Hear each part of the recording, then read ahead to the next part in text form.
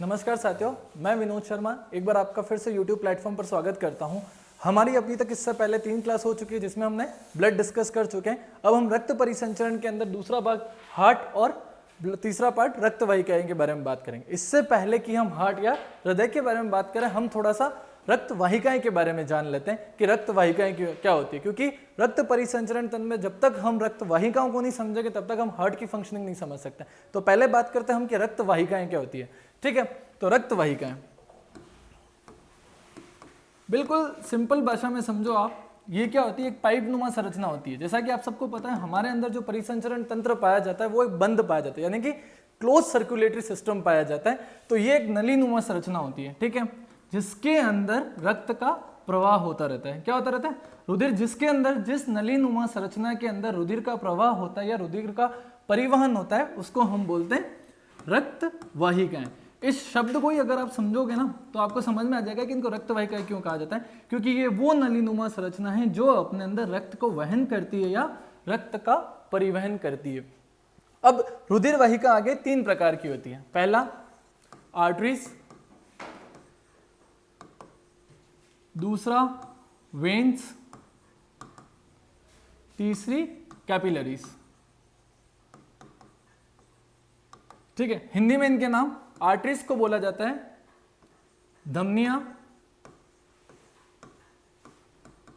Veins को बोला जाता है शिराएं और कैपिलरीज को बोला जाता है केशिकाएं। अब हम इन आर्टरीज, वेन्स या कैपिलरीज की बात करें उससे पहले 2 टर्म मैं आपको समझाना चाहूंगा ताकि आपको इनके बीच का डिफरेंस पता पड़ जाए। पहली चीज होती है प्योर ब्लड, जिसको हम बोलते हैं हिंदी में बोले तो शुद्ध रक्त। शुद्ध रक्त का मतलब होता है वो रक्त जो ऑक्सीजन का परिवहन करता है, या ऑक्सीजनेटेड ब्लड जो होता है उसको बोला जाता है शुद्ध रक्त। तो शुद्ध रक्त क्या हुआ? ऑक्सीजनेटेड रक्त या ऑक्सीजनेटेड ब्लड, वो रक्त जो ऑक्सीजन का परिवहन करता है दिल से बाकी सारे ऑर्गन्स तक, उसको बोला जाता है प्योर ब्लड या शुद्ध रक्त। ठीक है, अशुद्ध रक्त या इम्प्योर ब्लड। अब इसका मतलब ये मत समझना कि खून हमारा खराब हो गया। इम्प्योर ब्लड का एक अलग सिस्टम है। क्यों बोला जाता है इसको अशुद्ध रक्त? इसके अंदर CO2 गैस पाई जाती है। ठीक है, प्योर ब्लड बोले तो जो ऑक्सीजन का परिवहन करता है और इम्प्योर ब्लड बोले तो जो कार्बन डाइऑक्साइड का परिवहन करता है। यहां तक क्लियर? ठीक है, तो अब हम बात करते हैं आर्टरीज और वेन्स की। पहले ये क्यों बताया वो आपको अभी पता लगेगा। ठीक है, आर्टरीज क्या होती है? आर्टरीज वो होती है जो, पहला डिफरेंस, आर्टरीज वो होती है जो शुद्ध रक्त का परिवहन करती है। वे रक्त वाहिकाएं जो अपने अंदर शुद्ध रक्त का परिवहन करती है उनको बोला जाता है आर्टरीज। ठीक है, ये जो होती है ये हमारे हृदय से निकलती है, हृदय से निकलकर हृदय से दूर जाती है। ठीक है, इनका जो रक्त, इनमें जो रक्त का प्रवाह है वो हृदय से निकलकर, हृदय से दूर मतलब डिफरेंट ऑर्गन्स में जाती है। इसीलिए कंसेप्ट समझो, अगर आपको इसमें कभी कंफ्यूजन हो तो ए से आर्टरी, एक ट्रिक है ये जो वो कॉमन ट्रिक है, ए से आर्टरी और ए से अवे। मतलब आर्टरी का तो मतलब हो गया धमनियां, ठीक है, और अवे का मतलब हो गया दूर ले जाना। वे सारी रक्त वाहिकाएं जो शुद्ध रक्त को हृदय से ले जाकर दूसरे ऑर्गन तक पहुंचाती है उनको बोला जाता है आर्टरीज या धमनियां। ओके, अब इसका भी एक अपवाद है। अपवाद कौन सी है? एक धमनी होती है जिसको हम बोलते हैं पल्मोनरी आर्टरी। कौन सी बोलते हैं? पल्मोनरी आर्टरी, या बोला जाता फुफ्फुसीय धमनी, फुफ्फुसीय धमनी। ये एक्सेप्शन, क्योंकि ये अकेली ऐसी आर्टरी है पूरे शरीर में, या ये अकेला ऐसा अपवाद है पूरे शरीर में जो इम्प्योर ब्लड कैरी करता है। यानी कि ये अकेली ऐसी धमनी है हमारे शरीर में जो अशुद्ध रक्त का वहन करती है, अशुद्ध रक्त को परिवहन करती है। फंक्शन इसका वही है, यहाँ पे भी ये हार्ट से ही दूर ले जा रही है ब्लड को, लेकिन उसके अंदर जो ब्लड इस समय पाया जाता है या इसके अंदर जो ब्लड पाया जाता है वो इम्प्योर ब्लड पाया जाता है। ये इसका अपवाद है। ये सारी चीजें हैं जो हमको आर्टरीज के बारे में पता होनी चाहिए। आर्टरीज क्या होती है? वे रक्त वाहिकाएं जो शुद्ध रक्त का परिवहन करती है और हृदय से दूर जाती है, या हृदय से जो शुद्ध रक्त को लेकर डिफरेंट ऑर्गन्स में पहुंचाने का जो रक्त वाहिका काम करती है, उनको हम बोलते हैं आर्टरीज। ठीक है, ये तो हो गया आर्टरीज के बारे में। अब हम बात करेंगे शिराएं। शिराएं क्या होती है? ये अशुद्ध रक्त का परिवहन करती है। कौन से रक्त का परिवहन करती है?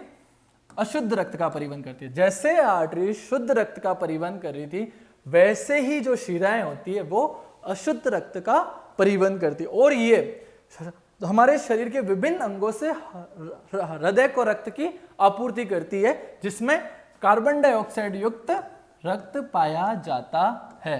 ये क्या करती है? देखो सिंपल सी टर्म है, जब हमारे शरीर में हार्ट क्या करता है? ब्लड पंप करता है। वो ऑक्सीजनेटेड ब्लड को लेके जो शिरा धमनियां होती है वो हमारे शरीर के विभिन्न अंगों में जाती है। उस ऑक्सीजनेटेड ब्लड से एटीपी जनरेट होती है और उस रिएक्शन से निकलता है कार्बन डाइऑक्साइड। तो वो कार्बन डाइऑक्साइड वापस रक्त में घुल जाती है, और ये जो कार्बन डाइऑक्साइड युक्त रक्त था ये वापस प्यूरिफाई होने के लिए हार्ट के पास जाता है। तो ये जो रक्त वाहिकाएं होती है जिनको हम शिराएं बोलती है, ये क्या करती है? जो डिफरेंट हमारे शरीर के अंग हैं उनसे अशुद्ध रक्त को लेकर दिल तक जाती है या हृदय तक जाती है। इसलिए इनका जो परिवहन होता है वो मतलब हृदय की तरफ जाता है। कहां से? डिफरेंट ऑर्गन से, मतलब पेरीफेरी से हृदय की तरफ जाने के, ब्लड को ले जाने का जो काम करती है वो कौन करती है? शिराएं। ठीक है, इसमें भी वापस एक अपवाद है। ठीक उसी प्रकार जिस प्रकार आर्टरीज में अपवाद था, उसी प्रकार वेन्स में भी एक अपवाद है जिसको हम बोलते हैं पल्मोनरी वेन, या बोला जाता है हिंदी में बोले तो फुफ्फुसिया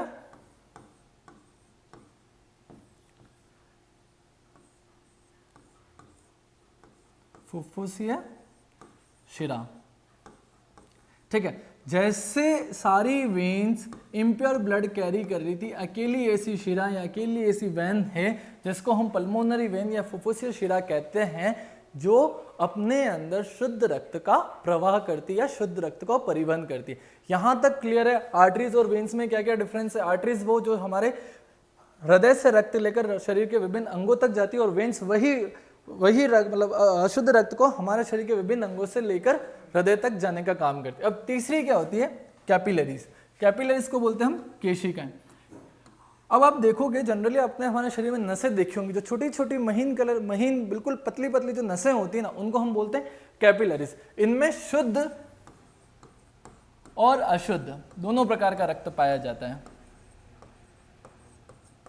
ठीक है, इनमें मिक्स ब्लड पाया जाता है। इनमें मिक्स ब्लड पाया जाता है, क्यों जाता है? क्योंकि जब आर्टरीज होती है वो हमारे शरीर के विभिन्न अंगों तक जब ब्लड पहुंचाती है और वहां से जब रिएक्शन होने के बाद इम्प्योर ब्लड आता है, तो ये जो केशिकाएं हैं इन्हीं की मदद से वेन्स और आर्टरीज में ब्लड एक्सचेंज होता है। मतलब अगर केशिकाएं हैं वही शुद्ध और अशुद्ध रक्त दोनों कैरी करती है, और इनकी वजह से वेन्स और आर्टरीज में प्योर और इम्प्योर ब्लड कैरी होता है। यही चीजें हैं जो हमको इनकी रक्त वाहिकाओं के बारे में पता होनी चाहिए। उससे पहले कि हमको हार्ट चालू करें, मतलब हार्ट टॉपिक हम स्टार्ट करें, उससे पहले हमको ब्लड वेसल्स इसलिए पढ़ना जरूरी था क्योंकि इनकी मदद से ही हम हार्ट की फंक्शनिंग को समझ पाएंगे। ठीक है, अब अपन चालू करते हैं अपना मेन टॉपिक आज का, हार्ट, जिसको बोला जाता है हिंदी में बोले तो हृदय, और अपनी आम बोलचाल की भाषा में बोले तो दिल। ठीक है, अब सबसे पहले हम जैसे ही हृदय टॉपिक शुरू करते तो आपके मन में एक इमेज आती है कि दिल ये होता है। ये किसी जाहिल ने बना के दे दिया, ये दिल नहीं, ये पान का पत्ता है पहली चीज तो। ठीक है, तो दिल कभी भी ऐसा नहीं होता है। दिल का स्ट्रक्चर कैसा होता है हम उस पर बात करेंगे। ये जो दिल है ये सिर्फ बाबू सोना मोना वालों के लिए है, अपने लिए काम का नहीं है। अपन बात करेंगे बायोलॉजिकल भाषा में, पूरी की पूरी बायोलॉजिकल भाषा में हृदय काम कैसे करता है। ना तो हृदय किसी को दिया जाता है, न लिया जाता है, न हृदय कभी धक धक धड़कता है। हृदय धड़कता है, लबडब, वो भी हम बात करेंगे क्यों लबडब होता है। धक धक वाला हिसाब किताब है भी नहीं अपने पास। ठीक है, तो रक्त और हृदय होता है क्या है?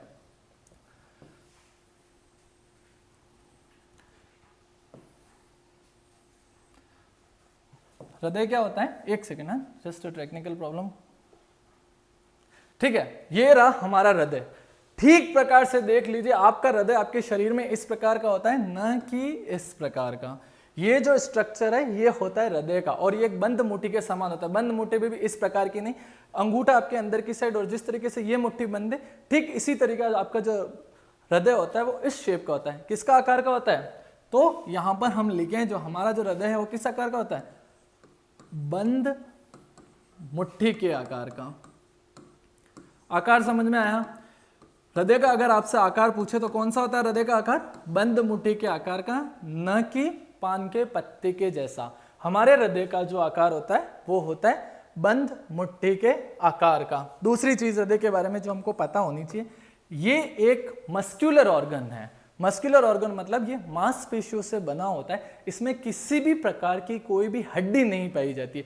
जितने भी ऑर्गन्स हमारे शरीर में है, जैसे मान लो किडनी हो गया, लिवर हो गया, इनमें किसी भी प्रकार की कोई भी हड्डी नहीं पाई जाती। ये मांसपेशियों से बना होता है या मस्कुलर ऑर्गन होता है। और ये जो जिस मसल से बना होता है उनको बोला जाता है कार्डियक मसल्स। क्या बोला जाता है, कार्डियक मसल्स। इसीलिए जब भी कभी हृदय की स्टडी की जाती है, the study of heart is known as cardiology, और जो डॉक्टर होता है हृदय का उसको हम क्या बोलते हैं, कार्डियोलॉजिस्ट। ठीक है, तीसरी चीज, इसका वजन कितना होता है। एक स्वस्थ मनुष्य में हृदय का वजन कितना होता है, तो इसके हृदय की जो वजन है वो इंसान की ऊपर डिपेंड करता है, और उसकी एक रेंज दी जाती है 200 से 400 ग्राम। ठीक है, अगर आपको टिपिकल मतलब अगर फिक्स रेंज पूछे तो कभी भी आप 310 ग्राम के आसपास की जो वैल्यू होती है, मतलब ऑन एन एवरेज जो बात करते हैं वो तो करते हैं 310 ग्राम, लेकिन अगर रेंज के बारे में बात करें तो 200 से 400 ग्राम का हमारे अंदर जो होता है वो हृदय का भार होता है। लेकिन अगर हमारे एग्जाम में कभी भी कोई अगर वैल्यू फिक्स वैल्यू पूछ दे तो 310 ग्राम के आसपास की जो वैल्यू होती है वो हमारे हृदय की जो हमारे हृदय का जो वजन होता है एक स्वस्थ मनुष्य के अंदर, उसकी रेंज 200 से 400। अगर पर्टिकुलर टर्म पूछे तो 310 ग्राम के आसपास की जो भी वैल्यू एग्जाम के ऑप्शन में हो, आप उसको बेझिझक राइट करके आइए। ठीक है, यहां तक कोई कंफ्यूजन। अब हम बात करने वाले हैं आगे और इसके बारे में कुछ फैक्ट की।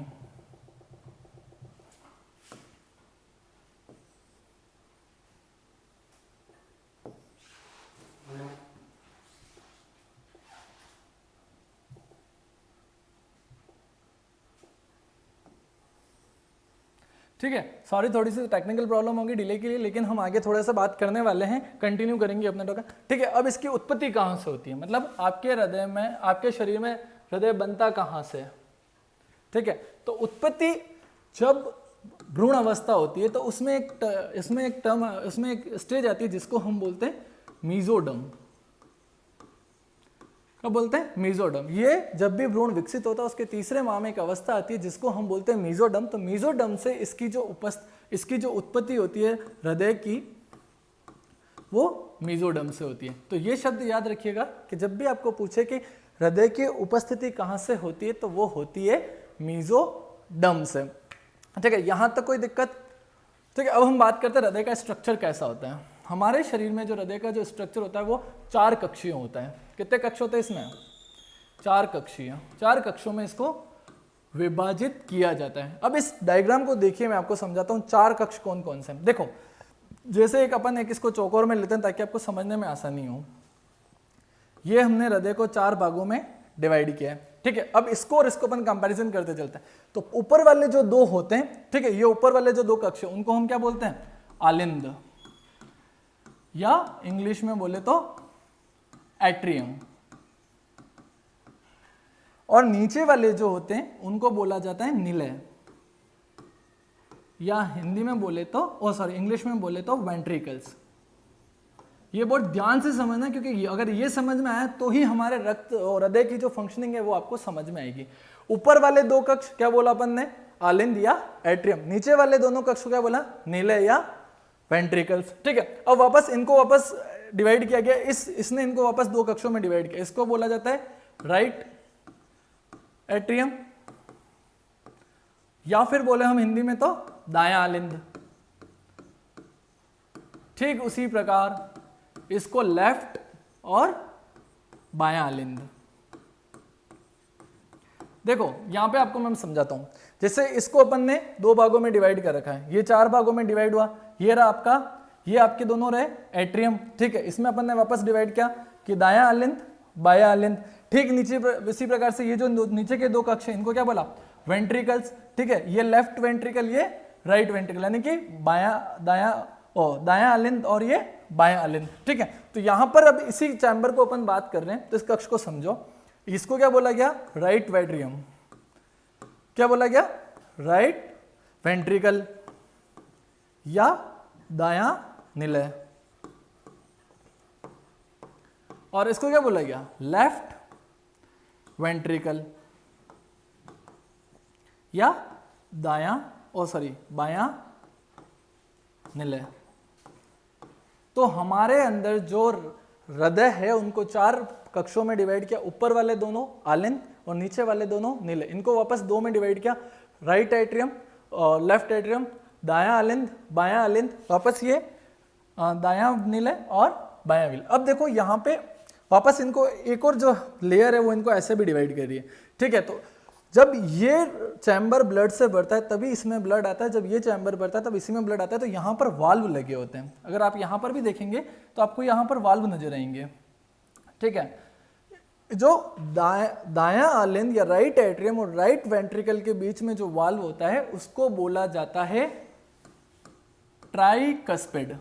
कौन सा वाल्व बोला जाता है, ट्राइकस्पिड। जैसे आप यहां पर देखिए, ये जो दिख रही है आपको संरचना, ठीक है, इसको क्या बोला जाता है, ट्राइकस्पिड वाल्व। हिंदी में इसको बोलते हैं त्रिकपटीय वाल्व या त्रिवलनीय पाल, ठीक है। तो ट्राइकस्पिड वाल्व कहां पर पाया जाता है, राइट एट्रियम और राइट वेंट्रिकल के बीच वाली जो लेयर है, इन दोनों के बीच में जो वाल्व पाया जाता है उसको बोला जाता है ट्राइकस्पिड या त्रिकपटीय या त्रिवलनीय वाल्व। यहां तक कोई दिक्कत कि राइट एट्रियम और लेफ्ट वेंट्रिकल को बीच में एक लेयर डिवाइड करती है, जो इन दोनों के मध्य जब ब्लड का परिवहन होता है तो वो जिस वाल्व के माध्यम से होता है उसको बोला जाता है ट्राइकस्पिड वाल्व।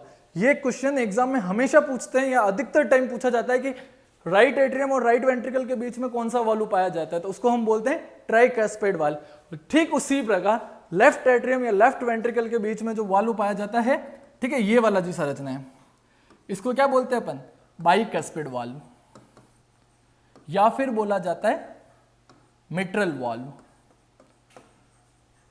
कौन सा वाल्व बोला जाता है, बाइकस्पिड, हिंदी में बोलते हैं इसको द्विवलनीय। कौन सा वाल्व बोलते हैं, द्विवलनीय या मिट्रल वाल्व, हिंदी में भी मिट्रल वाल्व बोला जाता है। तो ये कंफ्यूजन दूर कर देना कि राइट एट्रियम और राइट वेंट्रिकल के बीच में तो पाया जाता है ट्राइकस्पिड वाल्व, और लेफ्ट एट्रियम और लेफ्ट वेंट्रिकल के बीच में जो वाल्व पाया जाता है उसको क्या बोलते हैं, बाइकस्पिड वाल्व या मिट्रल वाल्व। ठीक उसी प्रकार राइट वेंट्रिकल से पल्मोनरी आर्टरी में, यानी कि जो अपन ने फुफ्फुसीय धमनी पढ़ी थी, ठीक है, उसके बीच में जो वाल्व पाया जाता है इसको बोलते हैं पल्मोनरी वाल्व। क्या बोला जाता है, पल्मोनरी वाल्व। वो वाल्व जो राइट वेंट्रिकल और पल्मोनरी आर्टरी के बीच में जो पाया जाता है उसको बोला जाता है पल्मोनरी वाल्व। ठीक उसी प्रकार लेफ्ट वेंट्रिकल और एओर्टा के बीच में जो, इसको बोलते हैं अपन महाधमनी। क्या बोलते हैं एओर्टा को, महाधमनी। तो लेफ्ट वेंट्रिकल और महाधमनी के बीच में जो वाल्व पाया जाता है उसको बोलते हैं एओर्टा वाल्व। ठीक है, यहां तक कोई कंफ्यूजन हो हार्ट के स्ट्रक्चर में, आप बेझिझक कमेंट में लिखिए, मैं 100% सॉल्व करूंगा, ये मेरा प्रॉमिस है। लेकिन हार्ट का स्ट्रक्चर आप बिल्कुल अच्छे तरीके से याद करेंगे तब भी आपको हार्ट की फंक्शनिंग समझ में आएगी। इसलिए कहीं पे भी कोई कंफ्यूजन हो आप कमेंट लिखिए, उसको सॉर्ट आउट किया जाएगा, पर्सनली किया जाएगा, आप बिल्कुल उसकी चिंता मत करो। लेकिन हार्ट का जो स्ट्रक्चर है वो आपको दिमाग में कोई रात में भी उठा के पूछो तो यूं याद होना चाहिए, तभी आप समझ पाएंगे। एग्जाम पॉइंट ऑफ व्यू से तो छोड़ दो, हमारे आम जीवन में भी हार्ट की फंक्शनिंग बहुत काम आती है, क्योंकि जो कहा जाता है हमारे शरीर का जो सबसे बिजी ऑर्गन है, ठीक है, हमारे शरीर का सबसे बिजी ऑर्गन कौन सा है, जब से अपन अपने अंदर जीवन आया तब से ये जो ऑर्गन है जिसको हम बोलते हैं हृदय, ये तब से काम कर रहा है जब से इंसान के अंदर जीवन आता है। जिस दिन आपके अंदर धड़कन शुरू हुई उस दिन जिस दिन फर्स्ट टाइम ये धड़कना शुरू होता है और जब तक आपकी मृत्यु नहीं हो जाती तब तक ये अपना काम करता रहता है। इसीलिए शरीर का सबसे बिजीएस्ट ऑर्गन जिसको बोला जाता है वो होता है हार्ट। इसलिए हार्ट को बारे में हमको जानना और इसको हेल्दी रखना हमारा सबसे परम कर्तव्य है, ताकि हम अपने जो जीवन की जो लाइफ है वो स्वस्थ लाइफ जी सके। ठीक है, तो सबसे बिजी ऑर्गन भी आपसे पूछे कोई तो क्या बोले, हार्ट। देखो आप सोचते होंगे ब्रेन भी बिजी ऑर्गन, लेकिन ब्रेन भी रेस्ट करता है, जब आप सोते हैं तो ब्रेन भी रेस्ट करता है। ठीक है, किडनी भी रेस्ट करती है, लिवर भी रेस्ट करता है, सारे ऑर्गन रेस्ट करते हैं। लेकिन अगर भगवान ना करे ये कभी रेस्ट के मूड में आए तो आप रेस्ट इन पीस हो जाना है। ठीक है, तो इसलिए क्या है कि हार्ट को हमेशा हमको स्वस्थ रखना है और हार्ट के बारे में हमको स्पेशली पता होना चाहिए। इसलिए मैं आपसे इतना प्रेशराइज करूँ कि आप हार्ट को बहुत अच्छे से पढ़िए। ठीक है, अब हम हार्ट की फंक्शनिंग के बारे में बात करते हैं। देखो हार्ट की फंक्शनिंग कैसे होती है, ये वापस वही स्ट्रक्चर लेके चलते हैं अपन। ये अपना मान लो हार्ट है, हालांकि ऐसा होता नहीं है, मैंने आपको बता चुका हूं कैसा होता है। ठीक है, ये आपके यहां पर आ रही है शिराएं, क्या आ रही है, शिराएं। ये जो दो मेन शिराएं इनको बोला जाता है अग्र superior vena cava, vena cava और इंफीरियर वेना कावा। अग्र महाशिरा और पश्चिम महाशिरा, ये दोनों जो शिराएं होती है ये क्या करती है, हमारे शरीर से जितना भी इम्प्योर ब्लड होता है वो लाके डालती है सबसे पहले दायां अलिंद में, यानी कि राइट ऑरिकल जो होता है या दायां अलिंद होता है, उसमें कौन सा ब्लड होता है, उसमें होता है अशुद्ध रक्त। ठीक है, अब अशुद्ध रक्त यहां पर जब दायां अलिंद में इसमें अशुद्ध रक्त आता है तो फिर क्या होता है कि यहां पर जब ये पूरा भर जाता है तब यहां से त्रिकप्टीय वाल्व खुलता है। ठीक है, और फिर इसके अंदर वेंट्रिकल के अंदर आता है, किसमें आता है, दायां निलय में। दायां निलय में जब ये दोनों भर जाते हैं, ठीक है, ये देखिए आप अब इस डायग्राम को समझे जो मैंने यहाँ पे आपको समझा, ये हमारे शरीर के विभिन्न ऑर्गन ऐसे समझ लीजिए आप।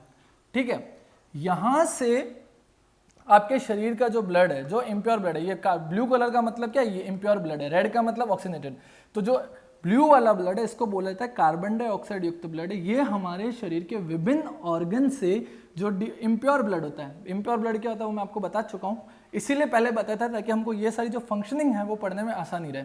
ठीक है, तो जो इम्प्योर ब्लड है जो हमारे शरीर के बाकी सारे ऑर्गन से इम्प्योर ब्लड होके आ रहा है, जो डीऑक्सीजनेटेड ब्लड है, वो सबसे पहले कहां पर आया, ये आया दायां अलिंद में। ठीक है, ये दायां अलिंद जब भरा, यहाँ पे देखिए दायां अलिंद जब भरा तो ये ट्राइकस्पाइड वाल, यहाँ पे अपन ने पढ़ा था त्रिकप्टीय वाल हार्ट के स्ट्रक्चर में, ये खुलता है और ये दायां निलय में आता है। जब ये दायां निलय भी बढ़ जाता है तो ये जो है पल्मोनरी आर्टरी, इसको क्या बोलते हैं, फुफ्फुसीय धमनी। देखो अपन ने जब धमनियां पढ़ी तब मैंने बताया था कि फुफ्फुसीय धमनी अकेला ऐसा अपवाद है जो अपने अंदर अशुद्ध रक्त को कैरी करती है, बाकी सारी धमनियां उनमें के अंदर कौन सा रक्त होता है, शुद्ध रक्त होता है। तो ये क्या करती है पल्मोनरी आर्टरी, ये यहां से अशुद्ध रक्त को लेकर कहां पे जाती है, लंग्स में। ठीक है, लंग्स जहां पर एक्सचेंज ऑफ गैसेज होता है। हार्ट एक्सचेंज ऑफ गैसेज नहीं करता है, एक्सचेंज ऑफ गैसेज यानी कि कार्बन डाइऑक्साइड और CO2 के बीच में जो भी विनिमय होता है वो हमारे लंग्स में होता है। लंग्स में क्यों होता है, क्योंकि हम सांस लेते तो हवा कहां पे जाती है, फेफड़ों में। ठीक है, जिसको हम इंग्लिश में बोलते हैं लंग्स में। ठीक है, तो यहां पर गैसों का एक्सचेंज होता है और जब यहां पर गैसों का एक्सचेंज हो जाता है तो यहां से वापस फुफ्फुसीय शिरा, देखो फुफ्फुसीय धमनी इम्प्योर ब्लड ले रही है, अशुद्ध रक्त ले रही है, लेकिन जो दूसरा अपवाद है फुफ्फुसीय शिरा, ठीक है, फुफ्फुसीय शिरा में अकेला ऐसा अपवाद है जो प्योर ब्लड को कैरी करती है। देखो इनको धमनी और आर्टरी क्यों बोला, क्योंकि आर्टरी हमने क्या पढ़ा था कि जो हृदय से ब्लड को दूर ले जाती है, तो ये भी हृदय से तो ब्लड को दूर ही ले जाती है, लेकिन इस टाइम केस में थोड़ा सा डिफरेंस ये है कि ये अशुद्ध रक्त को ले जा रही है, और जो ये है फुफ्फुसीय शिरा है वो वापस रक्त ब्लड में ला रही है, इसलिए इनको शिरा बोला गया। लेकिन ये अपवाद है कि इसके अंदर शुद्ध रक्त होता है। ठीक है, तो ये शुद्ध रक्त जब लेके वापस बाएं अलिंद में आती है, बाएं अलिंद जब पूरा बढ़ जाता है तब ये स्क्वीज होता है, फिर ये बाइकस्पाइड वाल्व जिसको हमने बोला मिट्रल वाल्व, ये खुलता है और दाएं अलिंद में ब्लड बढ़ता है। जब दाएं अलिंद पूरा बढ़ जाता है तो यहाँ पर एओर्टा का वाल्व खुलता है और ये हमारे शरीर में जिन जिन ऑर्गन्स को हमारे शरीर में बाकी पूरे शरीर में जो ब्लड सर्कुलेशन होता है वो प्योर ब्लड पहुंचाया जाता है। ये हमारे होती है रक्त ब्लड का सर्कुलेशन या हार्ट की फंक्शनिंग। हार्ट का स्ट्रक्चर समझ में आया, हार्ट का जो फंक्शनिंग है वो समझ में आया, तो आपको पूरा का पूरा ब्लड स्ट्रक्चर या पूरा का पूरा सर्कुलेटरी सिस्टम समझ में आ जाएगा। वापस से एक बार रिवाइज कराता हूँ। डीऑक्सीजनेटेड ब्लड शरीर से कहाँ गया, राइट एट्रियम से राइट वेंट्रिकल, वहां से गया लंग्स में एक्सचेंज हुआ, फुफ्फुसीय धमना या फुफ्फुसीय पल्मोनरी वेन जो है वो वापस लेफ्ट वेंट्रिकल में आई, लेफ्ट वेंट्रिकल और लेफ्ट एट्रियम में आई, लेफ्ट एट्रियम से लेफ्ट वेंट्रिकल में गई और वापस वहां से जो प्योर ब्लड है वो हमारे शरीर में गया। तो ऐसे पूरा का पूरा सर्कुलेशन किया जाता है। अब आपको एक बहुत मजेदार बात बताता हूँ कि इस पूरे प्रोसेस को करने में हार्ट को कितना टाइम लगता है। इसको बोला जाता है, इस पूरे साइकिल को बोला जाता है कार्डियक साइकिल। क्या बोला जाता है? Cardiac cycle. इस कार्डियक साइकिल को, एक कार्डियक साइकिल को कंप्लीट होने में जो टाइम लगता है वो अप्रोक्स 0.8 सेकेंड। और इस एक साइकिल में जो रक्त ब्लड पंप, हार्ट के द्वारा ब्लड पंप किया जाता है, उसकी जो क्वांटिटी होती है वो लगभग 70 ml होती है। तो अब हिसाब लगाइए कि हमारा जो हृदय है, इतना सा हृदय एक बंद मुट्ठी जैसा, ये 1 मिनट में कितनी बार धड़कता है? 72 बार। कितनी बार धड़कता है? 72 बार। और ये 1 मिनट के अंदर लगभग 5 लीटर ब्लड को पंप कर देता है। अब आप देखिए कुदरत का करिश्मा देखिए, इतना सा ऑर्गन 1 मिनट के अंदर 5 ml ब्लड, 5 लीटर ब्लड को हमारे शरीर में पंप कर देता है। इसीलिए तो हृदय को क्या बोला गया? सबसे बिजीएस्ट ऑर्गन। क्योंकि अगर ये काम करना बंद कर देगा तो आपके शरीर में ऑक्सीजनेटेड ब्लड नहीं पहुंचेगा, ऑक्सीजनेटेड ब्लड नहीं पहुंचेगा तो एटीपी जनरेट नहीं होगी, एटीपी जनरेट नहीं होगी तो आपको एनर्जी की प्राप्ति नहीं होगी, और एनर्जी की प्राप्ति नहीं होगी तो आदमी रेस्ट इन पीस हो जाएगा। ठीक है ना? तो ये होता है हमारा कार्डियक पूरा साइकिल। अब देखिए इसमें 2 चीजें। अब हमने जितने भी गाने सुने उनमें हमारे ब्लड की आवाज कौन सी होती है? मतलब रक्त क्या करता है? हृदय की जो धड़कने की आवाज है वो क्या बोला जाता है? कि धक धक करने लगा। लेकिन कभी भी हमारा हृदय धक धक नहीं करता है।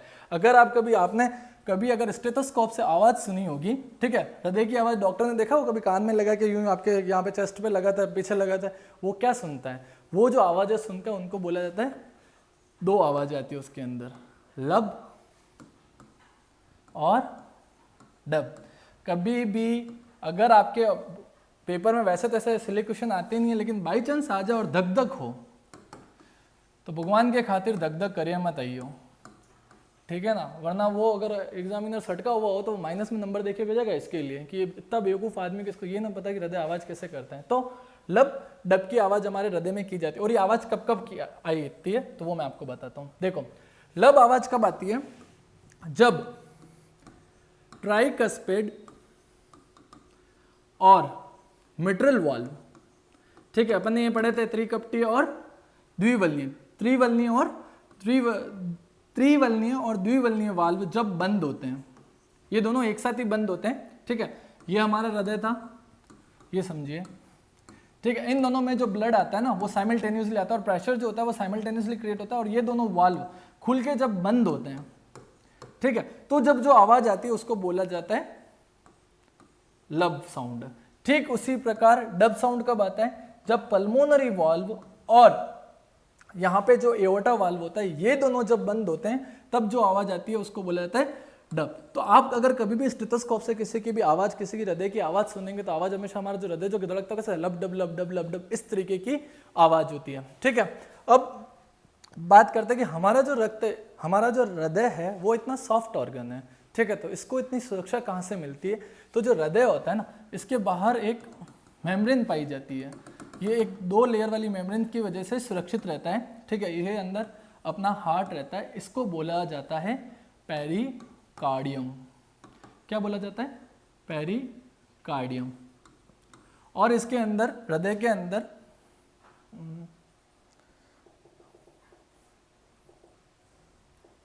अंदर ये देखिए आप, एक ये पाई जाती है ऐसे नोड। ठीक है, इससे क्या होता है कि धीरे धीरे महीन यहाँ पे एक वो वेरिकल्स निकले जाते हैं। ठीक है, वेरिकल्स मतलब कि एक फॉलिकल्स निकलते हैं, जो पतली पतली एक शिराएं निकलती रहती है। ये क्या करती है कि ये इसके अंदर इलेक्ट्रिक कार्डियोग्राम जनरेट करती है, जिसकी वजह से इसको एनर्जी मिलती है और ये हमारा जो रक्त है वो प्रॉपर काम करता रहता है। ठीक है, ये पूरा था हमारा हृदय के बारे में। पेरिकार्डियम से कवर रहता है ये। इसमें 4 कक्ष पाए जाते हैं, right atrium, right ventricle, left atrium, left ventricle. उसके बाद में इसमें राइट एट्रियम और राइट वेंट्रिकल के बीच में जो वाल्व पाया जाता है उसको बोलते हैं ट्राइकस्पिड, लेफ्ट एट्रियम और लेफ्ट वेंट्रिकल के पाया जाता है उसको मिट्रल वाल्व बोलते हैं। ये पूरी की पूरी हमारी थी रक्त की और हृदय की फंक्शनिंग। इसके अलावा हमारे शरीर में जो रक्त का जो ब्लड प्रेशर, सबसे इंपॉर्टेंट चीज आपने बहुत सारे लोगों के सुना होगा कि उनकी बीपी की प्रॉब्लम है, तो ब्लड प्रेशर क्या होता है अपन वो थोड़ी सी बात कर लेते हैं, उसके बाद अपन अपना जो सर्कुलेटरी सिस्टम है वो पूरा मेरी तरफ से कंप्लीट हो जाएगा।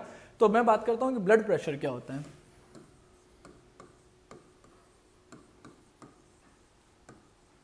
ठीक है, जब हमारे हृदय से रक्त धमनियों में जाता है, ठीक है, धमनियों में मतलब आर्टरीज में जाता है, तो ये क्या करता है कि इन आर्टरीज के ऊपर, ये देखिए ये जैसे आर्टरीज है तो इनकी ये रखता है इनके यहाँ पे, तो इनकी जो वॉल्स है इन पे जो प्रेशर इसका क्रिएट किया जाता है उसको क्या बोला जाता है, blood pressure. The pressure exerted on the walls of the vessels is known as the blood pressure, यानी कि रक्त वाहिकाओं की दीवारों पर जो ब्लड द्वारा या रक्त द्वारा जो प्रेशर लगाया जाता है उसको बोला जाता है ब्लड प्रेशर। ठीक है, इसकी नॉर्मल रेंज क्या होती है 120 mm Hg to 80 mm Hg। ठीक है, इसको बोला जाता है 120 mm होनी चाहिए सिस्टोलिक की और 80 mm Hg होनी चाहिए डायस्टोलिक। इसको हिंदी और इंग्लिश में दोनों एक ही बोलते हैं। ठीक है, सिस्टोलिक ब्लड प्रेशर मतलब देखो हमारा जो हृदय वो ऐसे काम करता है, संकुचन होता है फिर रिलैक्स होता है, संकुचन होता है फिर रिलैक्स होता है। तो जब हृदय संकुचित होता है तब क्या होता है कि ज्यादा प्रेशर लगता है, जब संकुचन होने पे जो प्रेशर ज्यादा लगता है, इसीलिए जो सिस्टोलिक की जो ब्लड प्रेशर रेंज है वो ज्यादा होती है। तो संकुचित होने पे जो ब्लड प्रेशर एग्जिट होता है उसको बोला जाता है सिस्टोलिक ब्लड प्रेशर, जिसकी नॉर्मल रेंज होती है 120 mm Hg। ठीक है, और जब हृदय रिलैक्स होता है यानी कि रिलैक्सेशन वाली अवस्था में रहता है तो उसको बोलते हैं हम डायस्टोलिक ब्लड प्रेशर। उसका जो प्रेशर होता है वो थोड़ा कम होता है, इसलिए इसकी जो रेंज होती है या 80 mm Hg। तो एक स्वस्थ मनुष्य का ब्लड प्रेशर कितना होना चाहिए 120 टू 80 mm Hg, मतलब सिस्टोलिक तो होना चाहिए 120 और डायस्टोलिक होना चाहिए 80 mm Hg। ठीक है, ये होती है एक स्वस्थ मनुष्य के अंदर ब्लड प्रेशर। अगर इससे ज्यादा है तो उसको बोलते हैं अपन हाई बीपी। ठीक है, ये भी एक दिक्कत वाली बात है। ठीक है, जिसे हम बोला जाता है हाइपरटेंशन। ठीक है, और अगर इससे कम है तो इसको बोला जाता है लो ब्लड प्रेशर या हाइपोटेंशन। ठीक है, ये सारी चीजें थी हमारी रक्त के बारे में। अब हमारा जो पहला सिस्टम है जिसको हम बोलते हैं परिसंचरण तंत्र, वो मेरी तरफ से कंप्लीट हो चुका। इसमें हमने ब्लड की बात कर चुके हैं, ब्लड वेसल्स की बात कर चुके हैं, ब्लड ग्रुप्स की बात कर चुके हैं, हार्ट की बात कर चुके हैं। हाँ, मेरी तरफ से हर एक टॉपिक कवर हो चुका है। अगर आप इतना भी पढ़ लेंगे ना जो मेरे द्वारा पढ़ा गया तो भी एग्जाम में आपका काम हो जाएगा। अब हम नेक्स्ट क्लास में हमारा अगला सिस्टम पे बात करने वाले हैं। इसमें परिसंचरण तंत्र या सर्कुलेटरी सिस्टम में कोई भी दिक्कत हो आप कमेंट करिए, उसको हम सॉर्ट आउट करेंगे। और वीडियो देखने के लिए आपका सो मच थैंक यू। और अगर आपको वीडियो अच्छा लगा हो तो आप इसको लाइक करें, सब्सक्राइब करें और जितना से ज़्यादा हो सके शेयर करें, ताकि हाँ लोगों तक हमारी पहुंच अधिक से अधिक हो सके। Thank you so much.